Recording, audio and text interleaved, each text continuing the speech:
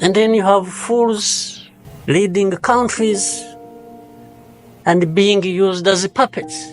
And they are stealing from their own resources, which they should be putting to the good use of their own people and develop them. They just put everything to their own use. Find billionaires in a sea of poverty, millions of people going hungry, and their leaders, billionaires,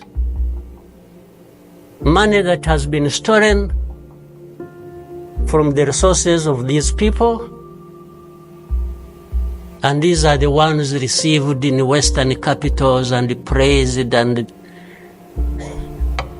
when,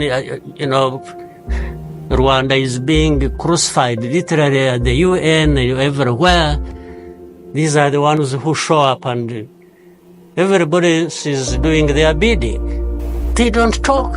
These ones don't even say a thing. There is somebody to say it for them. They don't say a thing. Even in meetings where solutions are being thought about and crafted and so on, they are absent because somebody else is there. They'll address when their name comes up, they'll say, no. You see, I see it on a daily basis. Somebody has agents, orders them, pays them to go everywhere preaching hate speech, killing people in broad daylight,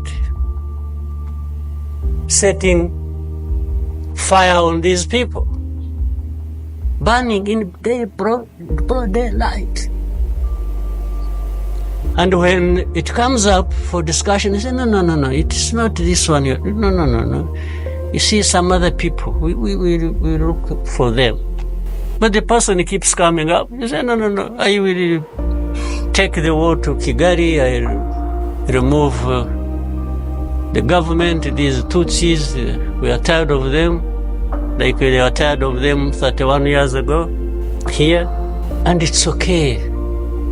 These wonderful people, these powerful people who tell us what to do and what not to do, they are okay with that.